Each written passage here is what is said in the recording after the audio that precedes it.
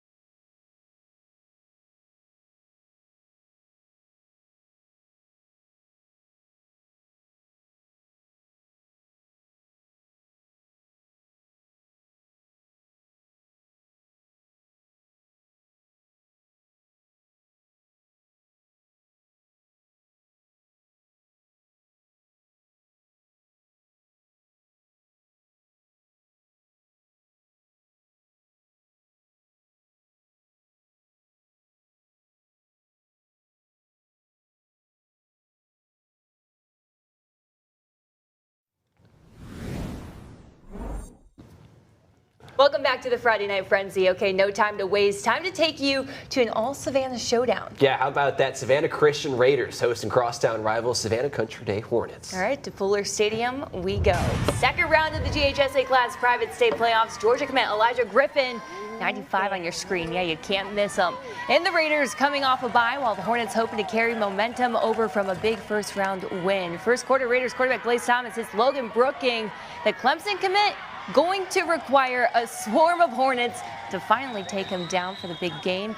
Same drive, big stop by Country Day forces Raiders to settle for a field goal by Christian Johns, 3-0 Savannah Christian. Now first Country Day drive, and Griffin wastes no time making his presence known. Later in the first, Raiders get on the board, the handoff to senior Jaden Miles in for the touchdown, just like that, 10-0 Savannah Christian.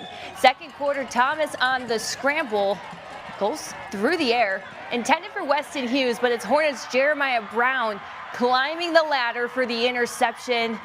Okay, well, watch what happens next. Seconds left before the half. Savannah Country Day quarterback Isaiah Batten drops back, but it's picked off by Raiders Athen Hudspeth. Back-to-back interceptions to end the half. All Savannah Christian, though, in the second, as they hold the Hornets to just a field goal. 31-3 the final.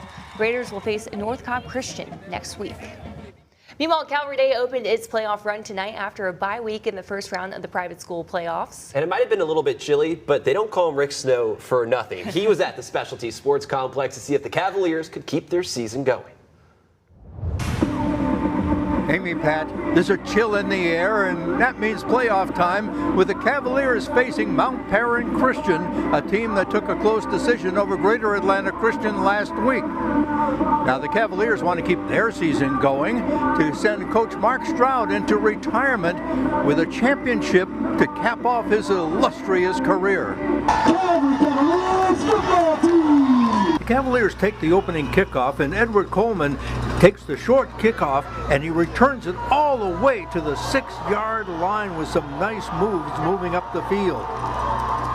2 plays later, Thomas Blackshear takes the pitch and scores, and quickly the Cavaliers were in front 7-0 less than 2 minutes into the game. On the defensive side, the Cavaliers were ready also, and Moses Eccles stops the run short for no gain. Moments later, James Mobley finds freshman Lavon Owens open over the middle, and he completes the 40-yard play to make it 13-0 Calvary. It was 20-7 in the second quarter when Mobley hooks up with Coleman again on a 35-yard touchdown play, and it was 27-7 as the game neared halftime. The defense again comes up big as Brody Dawson stops the ball carrier for a huge loss. Mobley then teams up with Marlon Knight on another 40-yard touchdown play with 7 seconds to go until the intermission. It was 34-7, and the Cavaliers roll on to a 48-7 triumph to move on to the second round of the playoffs next week. Rick Snow, WJCL 22 News. Thanks, Rick. Southeast Bullets squaring off with Harlan in 3A second round action. Early on, here comes Colby Smith through a big hole up the middle. He'll get to the sideline and get a touchdown for the Yellow Jackets. The Southeast Bullet defense did a great job of containing the Bulldog offense all night long. Yellow Jackets buzz along to a 21-0 victory. We'll play next week at Stevenson. All right, so if you're looking for another serious contender for a run at a state championship from Southeast Georgia, you probably should turn your attention to the City of Lions. That's where Toombs County has been dominant all year long, with their only loss coming to Savannah Christian at Pooler Stadium. And they continued their quest for a Class Single A Division I state title as they host Commerce at the Pit. Our Dave Williams was there. Amy, Pat, there's been plenty of excitement all year long here at the Pit as Toombs County has pretty much steamrolled opponent after opponent, including a 62-8 triumph last week over Southwest Macon in the opening round of the playoffs. Tonight, they figure to get a little bit tougher test as they host Commerce here for the second round of the Class Single A Division I playoffs. And once again, the Bulldogs proving they are very much a state championship contender. They set the tone on the opening defensive possession as a host of Bulldogs surround the Commerce quarterback until he has absolutely nowhere to go. Then the Bulldogs go to work quickly on offense. On their first play from scrimmage, TJ Stanley hits Justice Wilds over the middle, and he takes it down inside the Commerce 25. They would take care of the remaining yardage on the next play as Davin Wadley scampers up the middle and makes his way to the happy hunting ground, and Toombs County have the early 7-0 lead. But the Bulldogs were far from done. On their next possession, T.J. Stanley throws it up, and check out the juggling acrobatic catch by Laganza Hayward, who takes it into the payoff pasture. 14-0 Toombs County. They go on to win 49-21 and will be at the pit one more time next week as they host Elbert County in quarterfinal action. In Lyons, Dave Williams, WJCL 22 News. Our road warrior. Thanks so much, Dave. Meanwhile, May River making the trip up to North Augusta. Last time they battled was back in 2020. Yellow Jackets finding a ton of success running the ball behind Mike Doe. He fights over the goal line. Meanwhile, the Sharks' ground game, well, it struggled to get anything going. They finally score in the fourth quarter. However, May River falls 36-6 as their season comes to an end after a very promising start.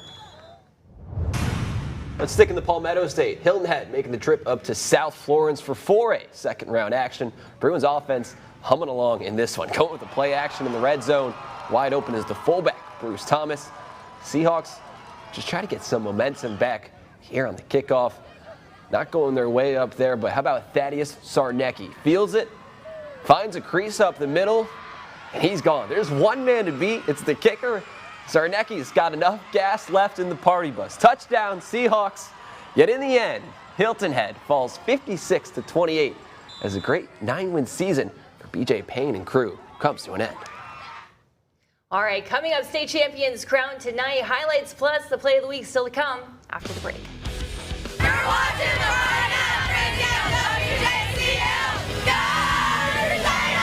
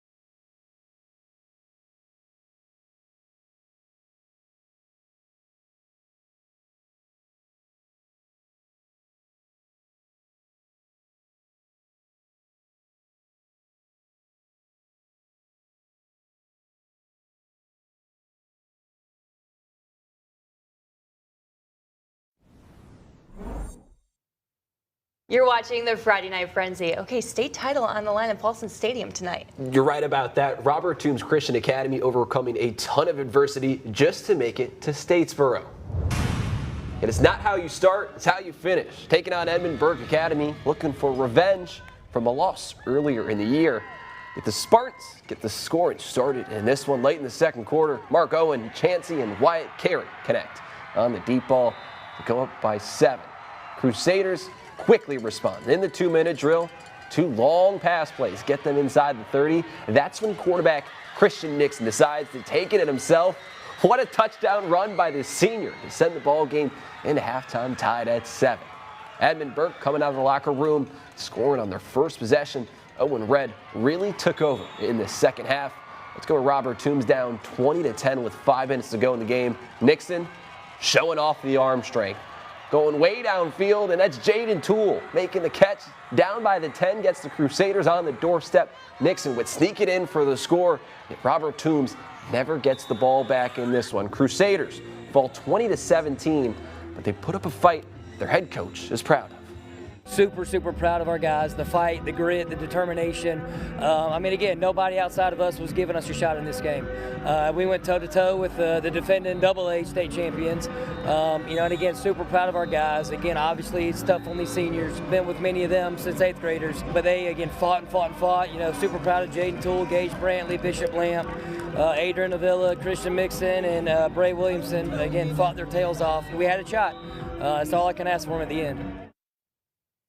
Well, hey, a big state championship Saturday still ahead. Back at Paulson Stadium, Bullock Academy will face First Presbyterian Day for the GIAA Quad A crown. Then at Charleston Southern University, Thomas Hayward Academy and Bethesda Academy both playing for Skee's state titles. You can catch highlights from these games right here on WJCL 22. All right, Pat, I forgot your music. I was going to do it for the Final Frenzy.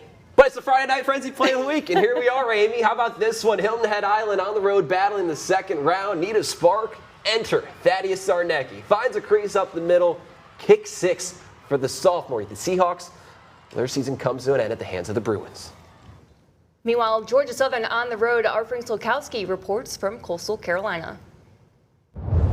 The Georgia Southern Eagles up the coast here in Conway, South Carolina. Got another Sun Belt Saturday coming up for Clay Helton's squad. Georgia Southern 6-4 overall, 4-2 in Sun Belt Conference play. Georgia Southern, they know the task at hand. The Eagles need to win their final 2 games. Tomorrow here at Coastal Carolina, next week at home against Appalachian State. Then they need a little help. They need Marshall to drop at least one of their last 2 games. If that can all happen, Georgia Southern is going to play for a Sun Belt Conference title in early December. But the most important thing on the table right now, take care of business here on the teal turf against the Chanticleers of Coastal Carolina. Kickoff coming up Saturday afternoon at 3:30. Of course, we'll have highlights coming up Saturday night. Reporting from Conway, South Carolina, Frank Solkowski, WJCL 22.